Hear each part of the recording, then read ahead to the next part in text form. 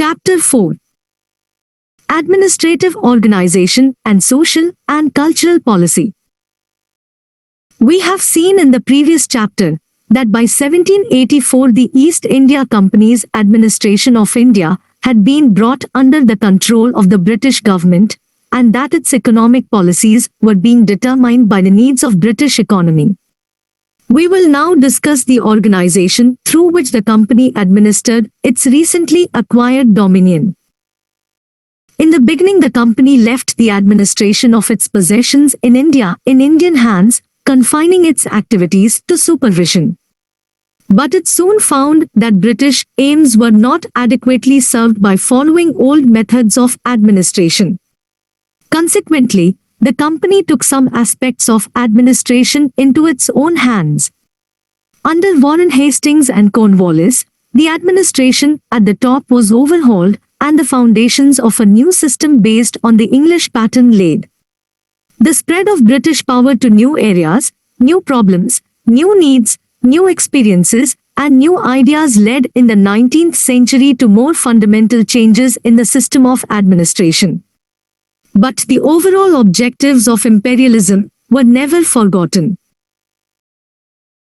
The British administration in India was based on three pillars: the civil service, the army, and the police. This was so for two reasons.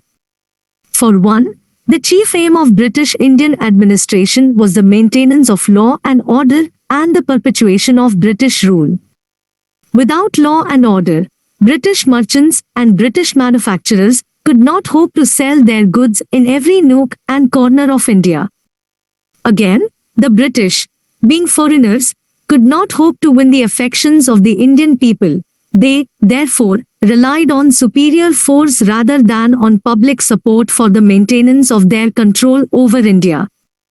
The Duke of Wellington, who had served in India under his brother, Lord Wellesley, remarked after his return to Europe: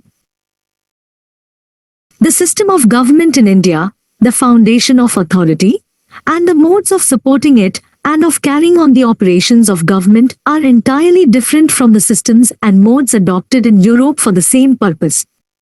The foundation and the instrument of all power there is the sword." Civil services. The civil service was brought into existence by Lord Cornwallis. As we have seen in an earlier chapter, the East India Company had from the beginning carried on its trade in the East through servants who were paid low wages, but who were permitted to trade privately. Later, when the company became a territorial power, the same servants assumed administrative functions. They now became extremely corrupt. By oppressing local weavers and artisans, merchants and zamindars, by extorting bribes and gifts from Rajas and Nawabs, by indulging in illegal private trade, they amassed untold wealth with which they retired to England.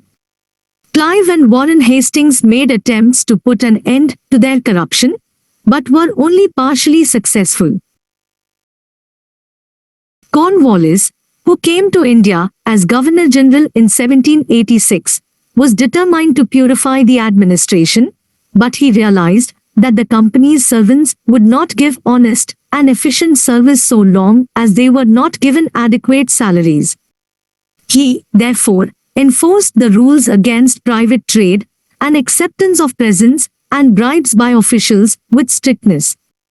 At the same time, he raised the salaries of the company's servants.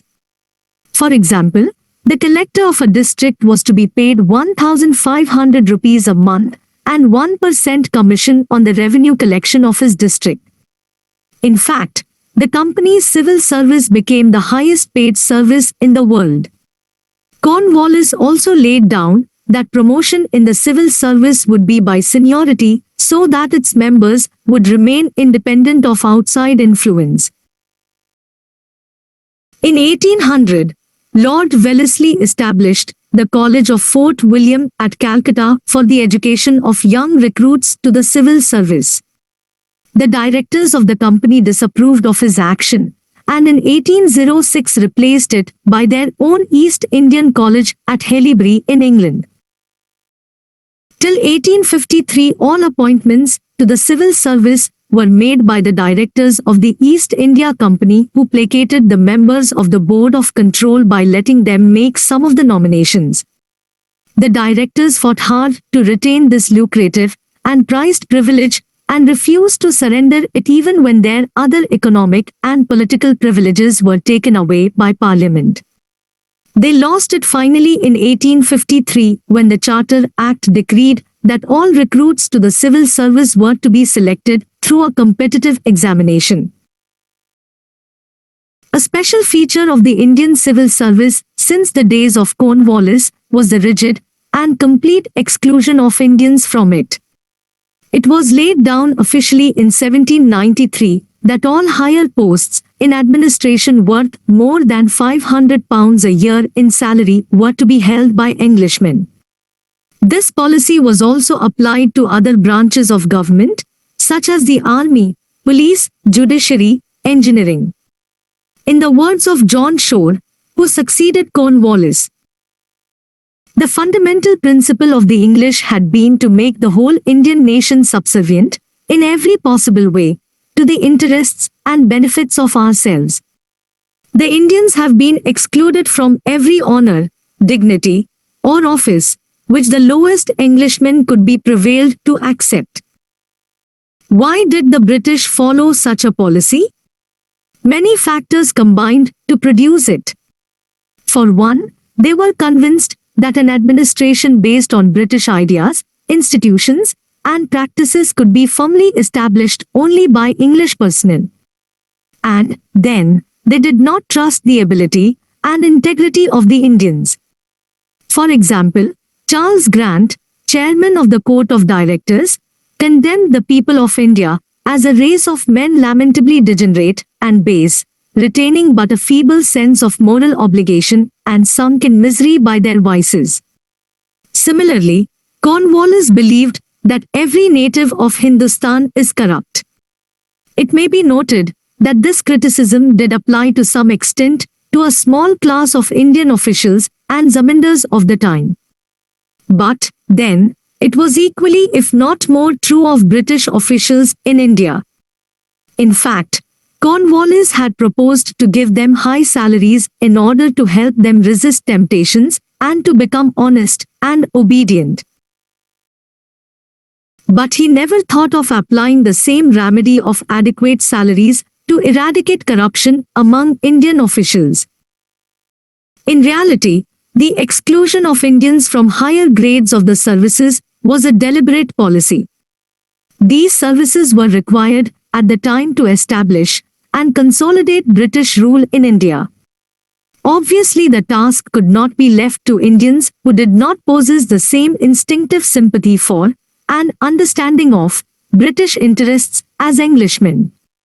Moreover, the influential classes of British society were keen to preserve the monopoly of lucrative appointments in the Indian civil service and other services for their sons. In fact, they fought tooth and nail among themselves over these appointments. The right to make them was a perpetual bone of contention between the directors of the company and the members of the British cabinet. How could the English then agree to let Indians occupy these posts? Indians were, however, recruited in large numbers to fill subordinate posts as they were cheaper and much more readily available than Englishmen. The Indian civil service gradually developed into one of the most efficient and powerful civil services in the world. Its members exercised vast power and often participated in the making of policy.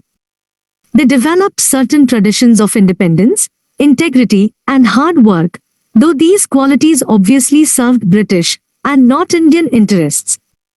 They came to believe that they had an almost divine right to rule India. The Indian civil service has often been called the steel frame, which reared and sustained British rule in India.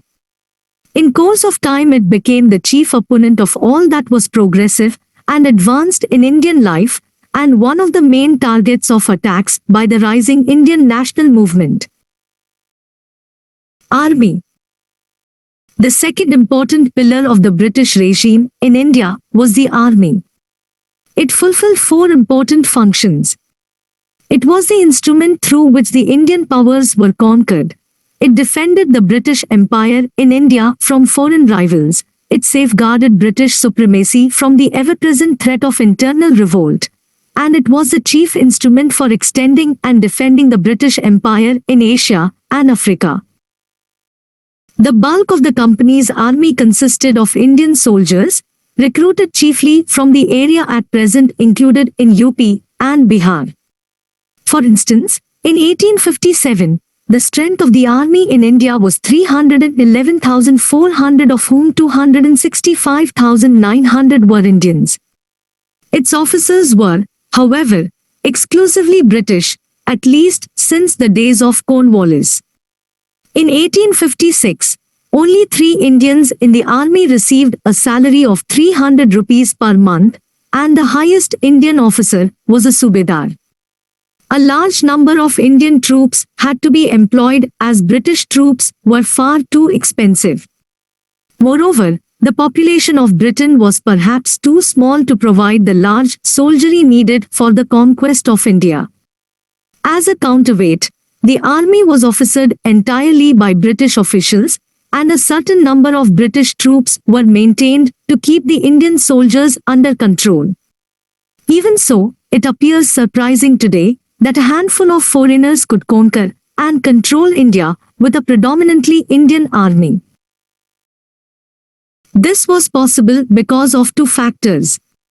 On the one hand, there was absence of modern nationalism in the country at the time. A soldier from Bihar or Awadh did not think, and could not have thought, that in helping the company defeat the Marathas or the Punjabis he was being anti-Indian. On the other, the Indian soldier had a long tradition of loyalty to the salt. In other words, the Indian soldier was a good mercenary, and the company on its part was a good paymaster. It paid its soldiers regularly and well, something that the Indian rulers and chieftains were no longer doing. Police. The third pillar of British rule was the police, whose creator was once again Cornwallis. He relieved the zamindars of their police functions and established a regular police force to maintain law and order. In this respect, he went back to and modernized the old Indian system of thanas. This put India ahead of Britain, where a system of police had not developed yet. Cornwallis established a system of circles or thanas headed by a daroga, who was an Indian. Later, the post of the district superintendent of police was created to head the police organization in a district. Once again, Indians were excluded from all superior posts. In the villages, the duties of the police continued to be performed by village watchmen, who were maintained by the villagers. The police gradually succeeded in reducing major crimes such as dacoity. The police also prevented the organization of a large-scale conspiracy against foreign control, and when the national movement arose, the police was used to suppress it. In its dealings with the people, the Indian police adopted an unsympathetic attitude.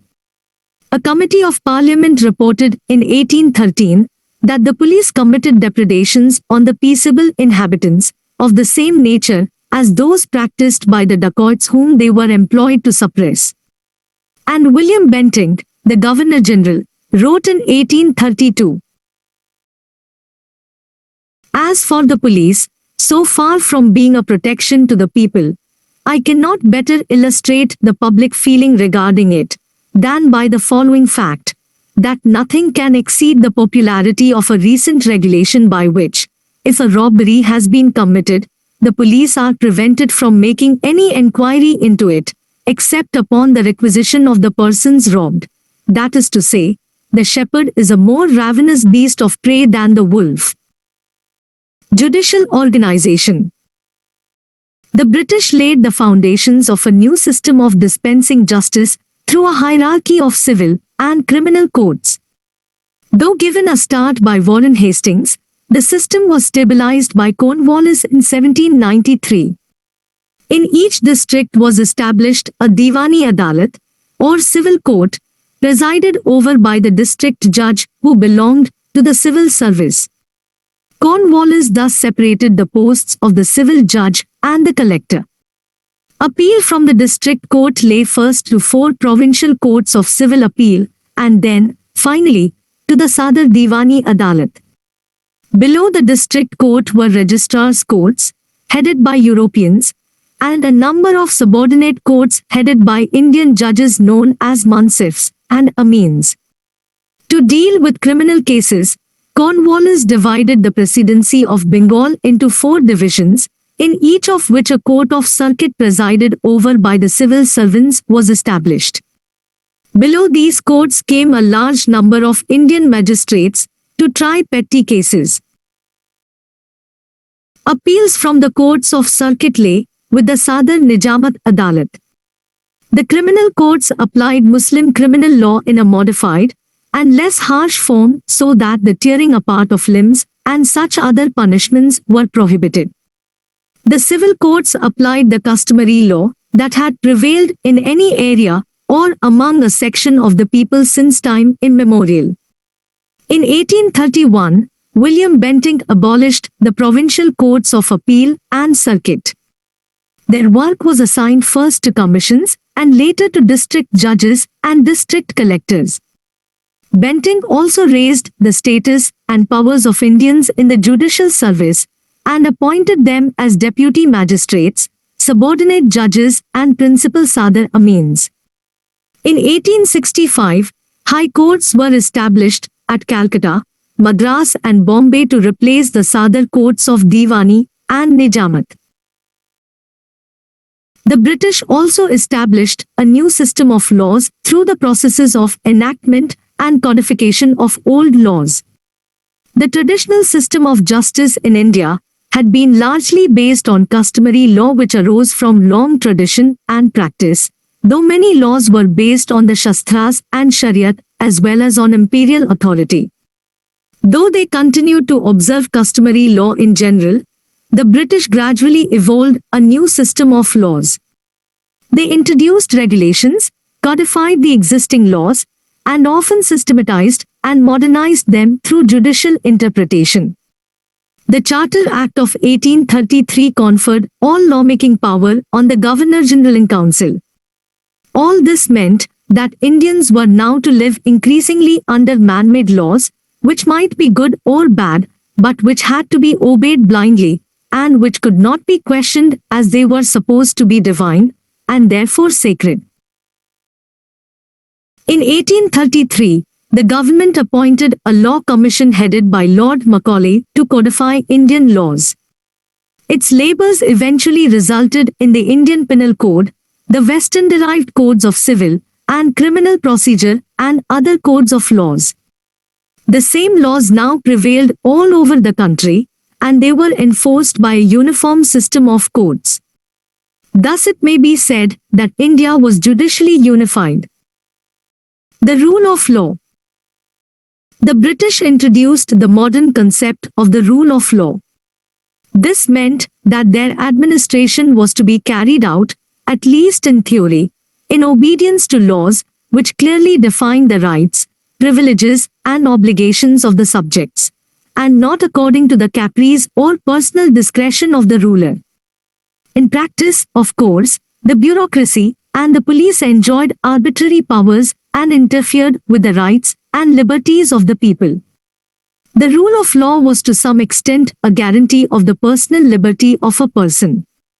It is true that previous rulers of India had been in general bound by tradition and custom.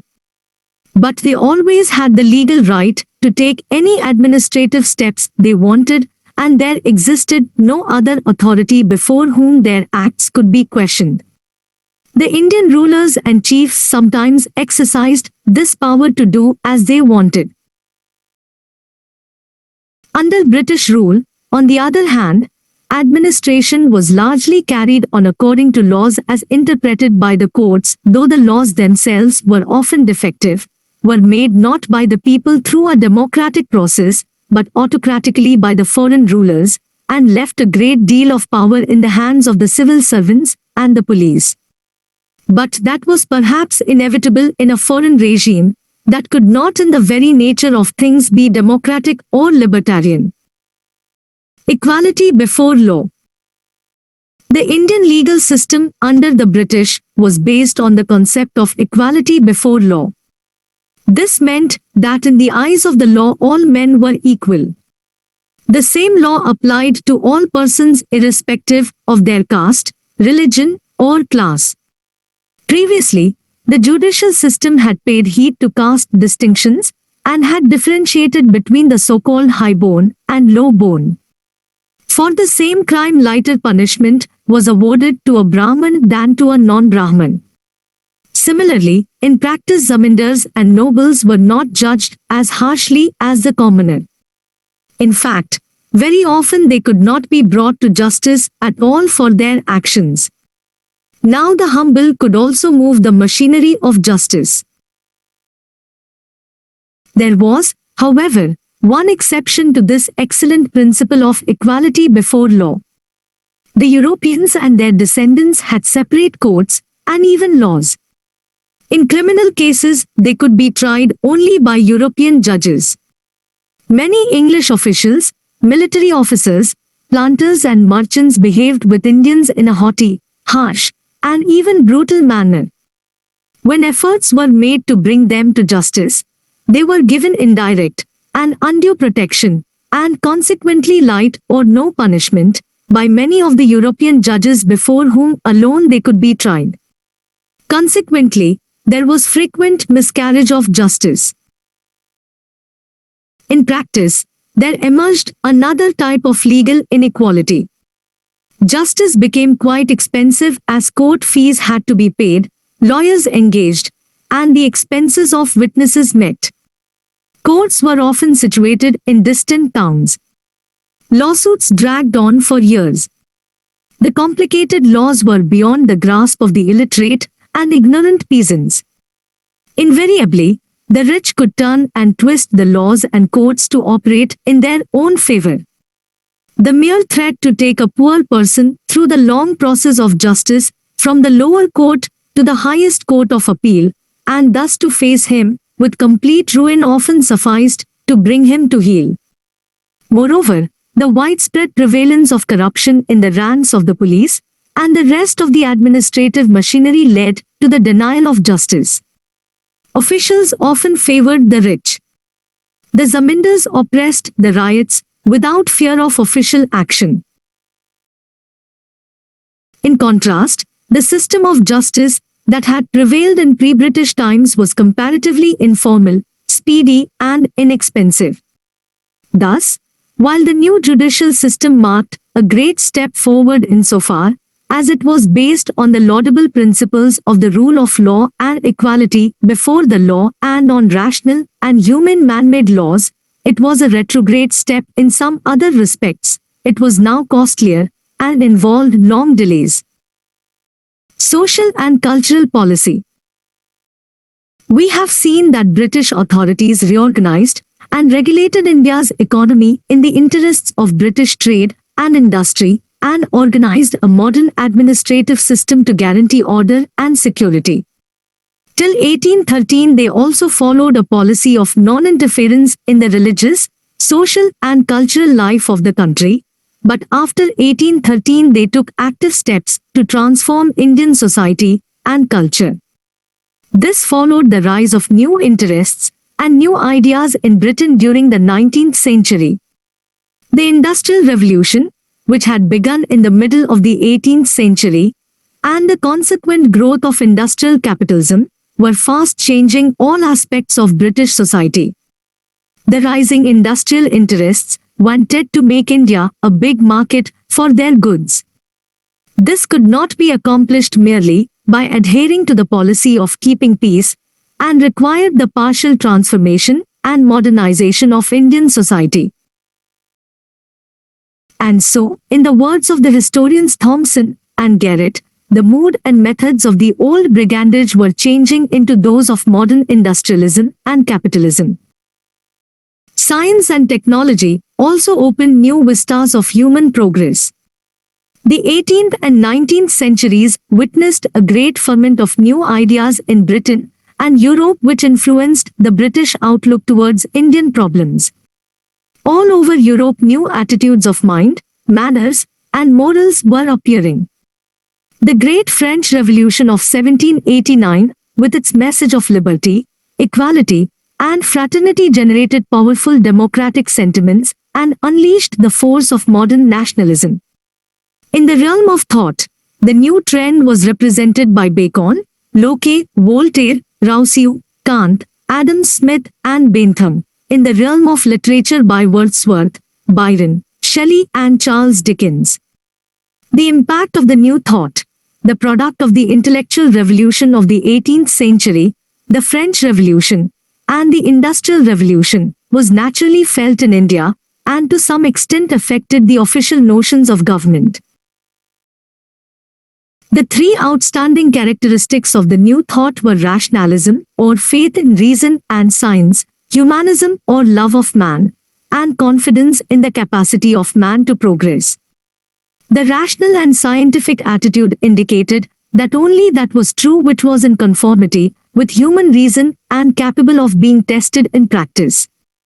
The scientific progress of the 17th, 18th, and 19th centuries and the tremendous powers of production released by the application of science to industry were visible proofs of the power of human reason. Humanism was based on the belief that every human being was an end in himself and should be respected and prized as such. No man had the right to look upon another human being as a mere agent of his own happiness. The humanistic outlook gave birth to the doctrines of individualism, liberalism, and socialism. According to the doctrine of progress, all societies must change with time, nothing was or could be static. Moreover, man had the capacity to remodel nature and society on rational and just lines. The new currents of thought in Europe came into conflict with the old outlook and produced a clash of attitudes among those who determined Indian policy or ran the Indian administration. The older attitude, known as the conservative or traditional attitude, was that of making as few changes in India as possible.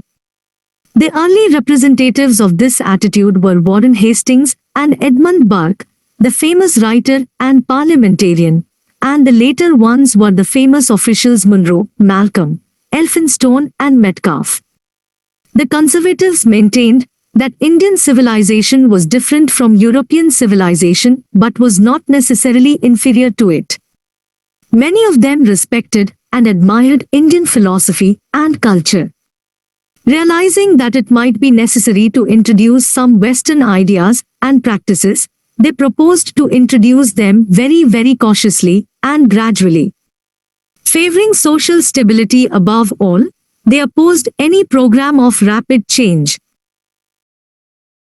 Sweeping or hasty innovations, they felt, would produce a violent reaction in the country. The conservative outlook remained influential in England as well as in India up to the very end of British rule. In fact, the majority of British officials in India were generally of conservative persuasion. By 1800, the conservative attitude was fast giving way to a new attitude, which was sharply critical of Indian society and culture. Indian civilization was condemned as static. It was looked down upon with contempt. Indian customs were considered uncivilized, Indian institutions corrupt and decadent, and Indian thought narrow and unscientific. This critical approach was used by most of the officials and writers and statesmen of Britain to justify political and economic enslavement of India and to proclaim that it was incapable of improvement and must therefore remain permanently under British tutelage. However, a few Englishmen, known as radicals, went beyond this narrow criticism and imperialistic outlook and applied the advanced humanistic and rational thought of the West to the Indian situation as they saw it. The doctrine of reason led them to believe that India need not always be a fallen country, for all societies had the capacity to improve by following the dictates of reason and science. The doctrine of humanism led them to desire the improvement of Indian people. The doctrine of progress led them to the conviction that Indians were bound to improve. And so the radicals, though few but representing the better elements of British society, desired to make India a part of the modern progressive world of science and humanism. To them, the answer to India's ills appeared to lie in the introduction of modern Western sciences, philosophy, and literature, in fact, in all-out and rapid change along modern lines. Some of the officials who came to India in the 1820s and after were deeply influenced by the radical outlook. It must, however, be emphasized at this stage that such honest and philanthropic Englishmen were few and that their influence was never decisive so far as the British administration of India was concerned.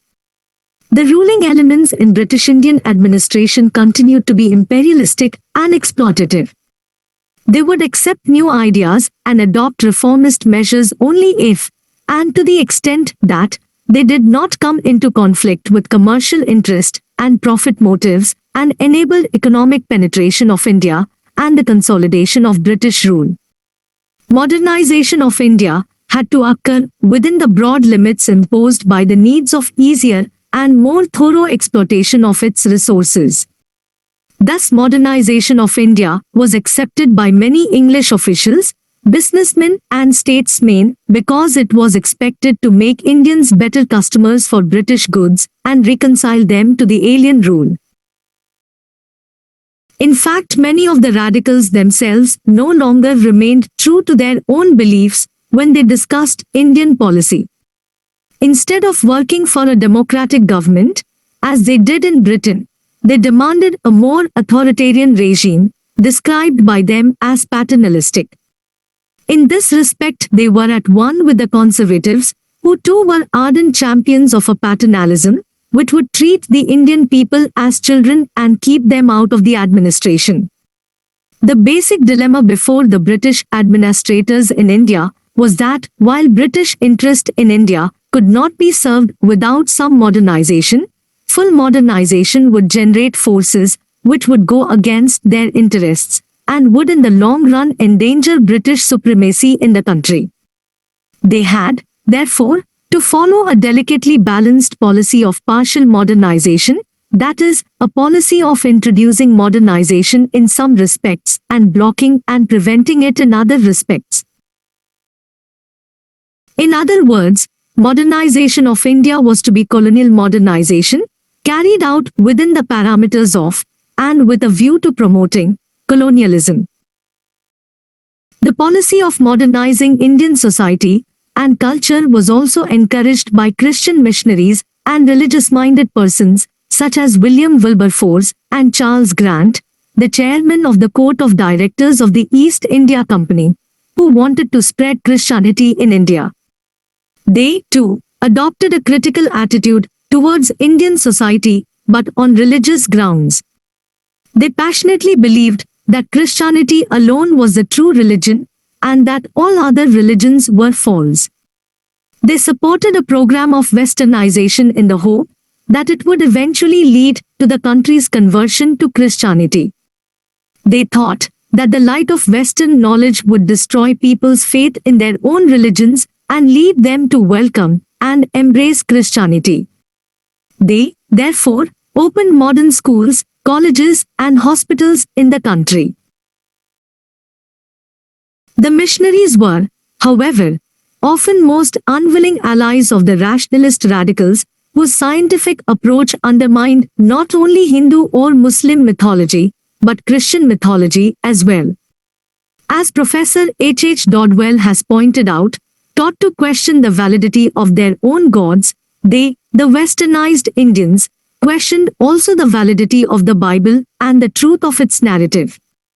The missionaries also supported the paternalistic imperialistic policies, since they looked upon law and order and British supremacy as essential for their work of religious propaganda.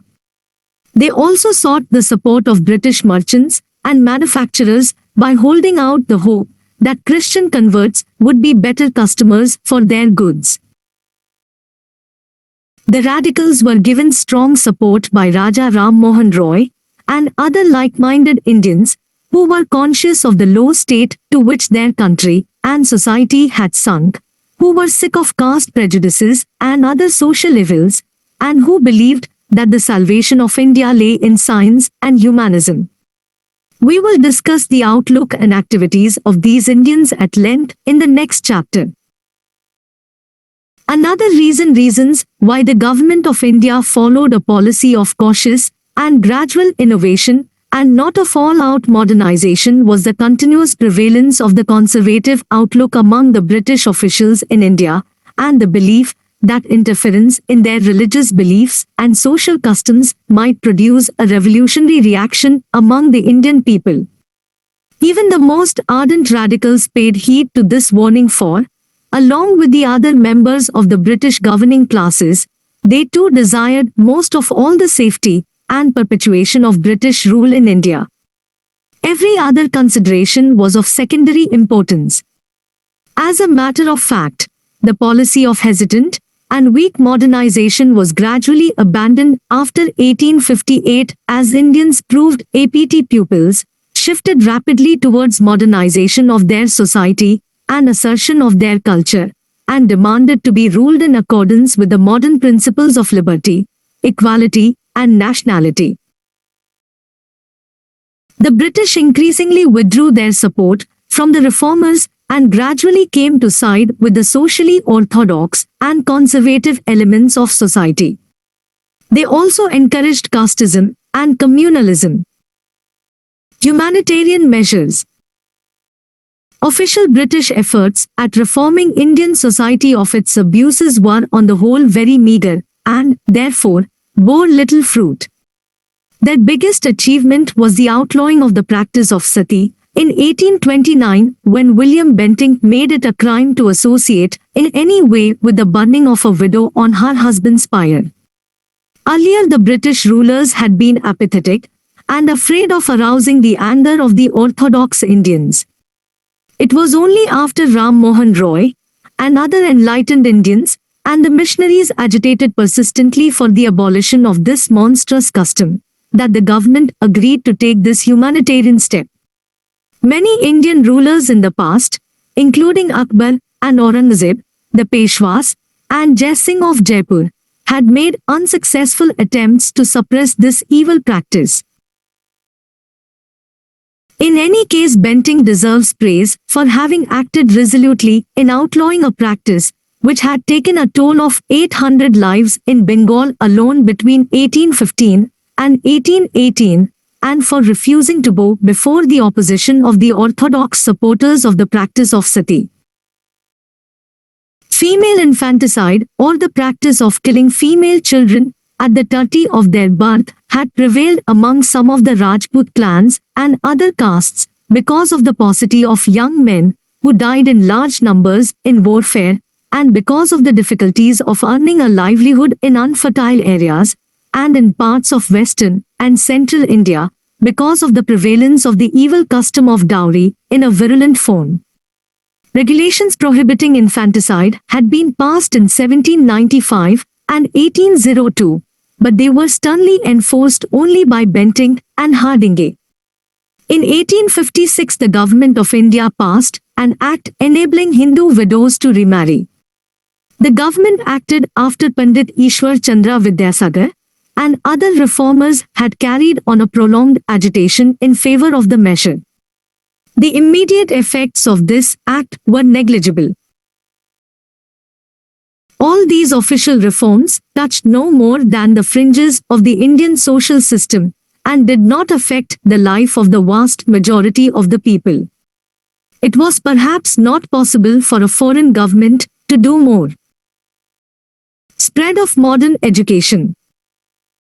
The British were more successful in the introduction of modern education. Of course, the spread of modern education was not solely the work of the government. The Christian missionaries and a large number of enlightened Indians also played an important part. For the first 60 years of its dominion in India, the East India Company, a trading, profit-making concern, took little interest in the education of its subjects. There were, however, two very minor exceptions to this policy.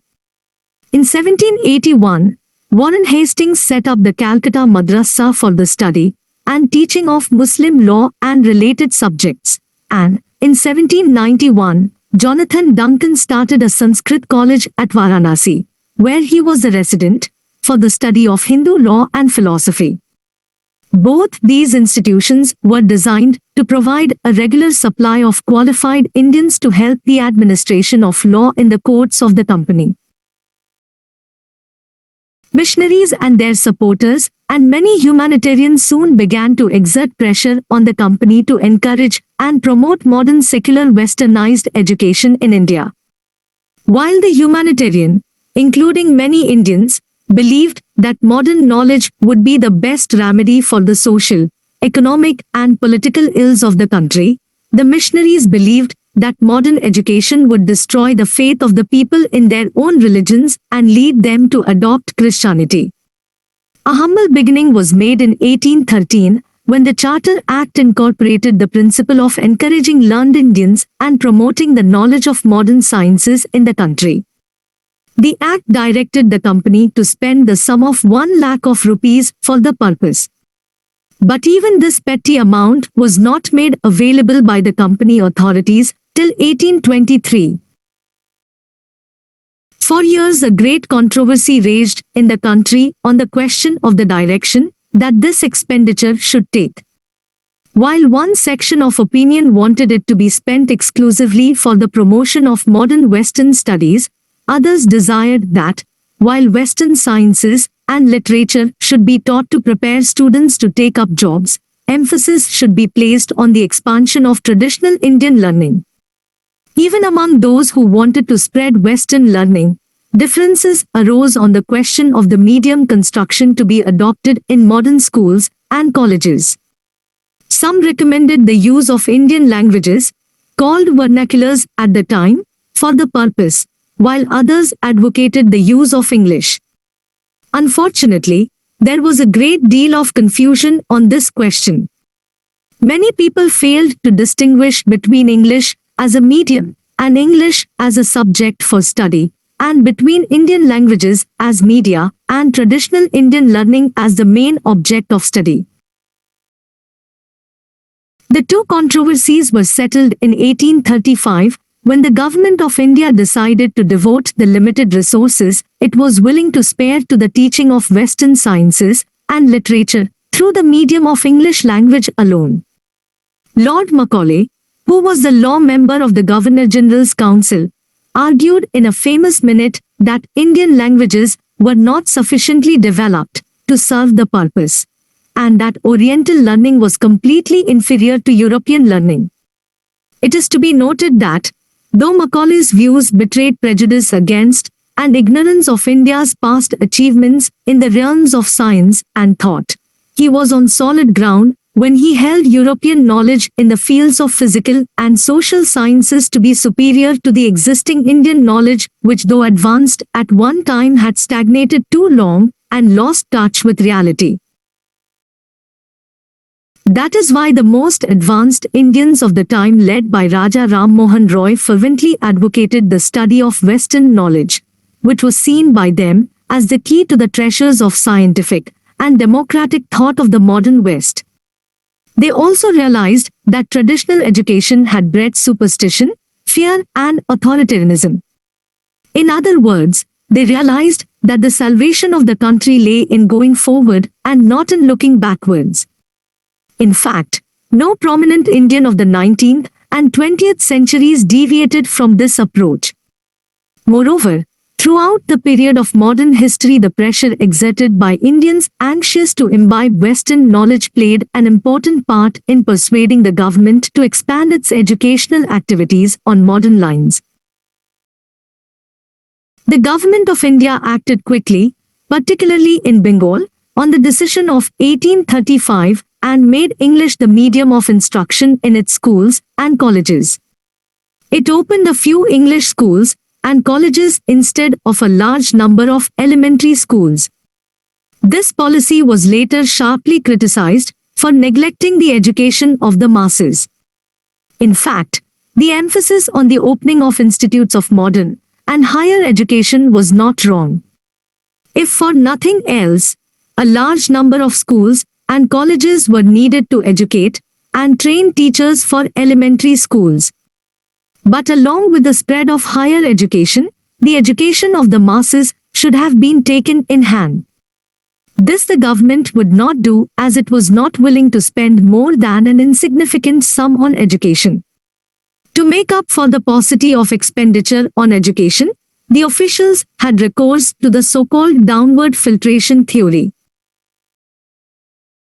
Since the allocated funds could educate only a handful of Indians, it was decided to spend the money in educating a few persons from the upper and middle classes who were expected to assume the task of educating the masses and spreading modern ideas among them. Education and modern ideas were thus supposed to filter or radiate downwards from the upper classes. This policy continued until the very end of the British rule. It may also be pointed out here that even though education did not percolate downwards, modern ideas did to a large extent, though not in the form desired by the rulers. Through political parties, the press, pamphlets, literature and public platform, though not through schools and textbooks, the educated Indians, or the intellectuals, spread ideas of democracy, nationalism, anti-imperialism and social and economic equality and justice among the rural and urban masses. If the educational system acted as the carrier of these ideas, it did so indirectly by making available to its recipients some of the basic literature in the physical and social sciences and the humanities, and thus stimulating their capacity to make social analysis. Otherwise, its structure and pattern, aims, methods, curricula and content were all designed to serve colonialism. The Wood's Dispatch, the document dispatched from the Court of Directors and popularly named after Sir Charles Wood, President of the Board of Control, of 1854 was another important step in the development of education in India. The dispatch asked the Government of India to assume responsibility for the education of the masses. It thus repudiated the downward filtration theory, at least on paper. In practice, the government did little to spread education and spent very little on it. As a result of the directions given by the dispatch, departments of education were instituted in all provinces and affiliating universities were set up in 1857 at Calcutta, Bombay and Madras. Bipin Chandra Chatterjee, the famous Bengali novelist, became in 1858 one of the first two graduates of Calcutta University. For all the loud claims that it made, the Government of India, under the Company, and later under the Crown did not really take serious interest in spreading Western learning or any other learning in India. Even the limited effort that was made was the result of factors which had little to do with philanthropic motives. Of some importance in this respect was the agitation in favor of modern education by progressive Indians, foreign Christian missionaries, and humanitarian officials and other Englishmen. But the most important reason was the government's anxiety to economize on the cost of administration by getting a cheap supply of educated Indians to man the large and increasing number of subordinate posts in administration and British business concerns. It was manifestly too costly and perhaps not even possible to import enough Englishmen for the purpose. This emphasis on a cheap supply of clerks explains why the schools and colleges had to impart modern education, which fitted its recipients for their jobs in the westernized administration of the company, and why these institutions had to emphasize English, which was the language of the masters as well as the language of the administration. Another motive behind the educational policy of the British sprang from the belief that educated Indians would help expand the market for British manufactures in India. Lastly, Western education was expected to reconcile the people of India to British rule, particularly as it glorified the British conquerors of India and their administration. Macaulay, for example, laid down, "We must at present do our best to form a class who may be interpreters between us and the millions whom we govern, a class of persons, Indians in blood and color, but English in taste, in opinions, in morals, and in intellect."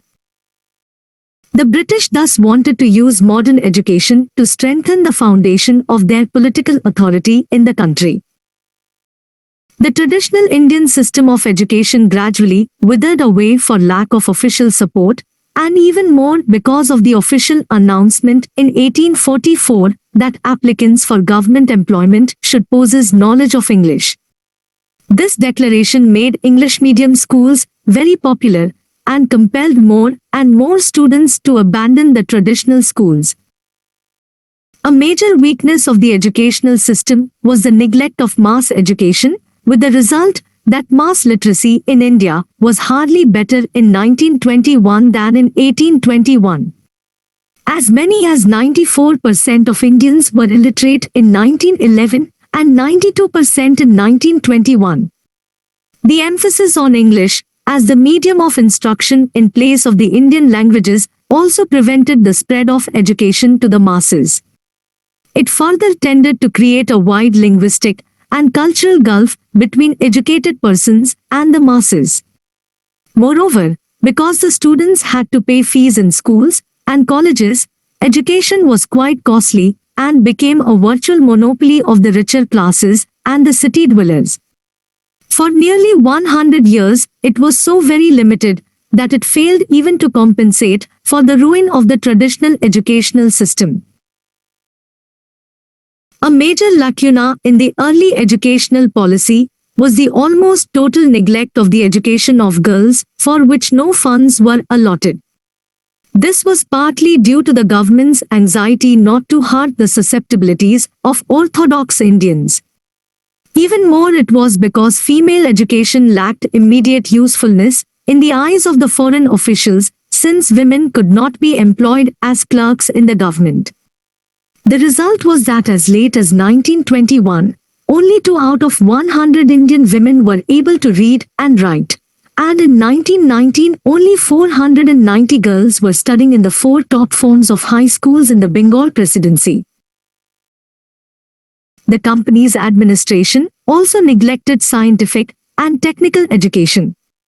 By 1857 there were only 3 medical colleges in the country, at Calcutta, Bombay and Madras.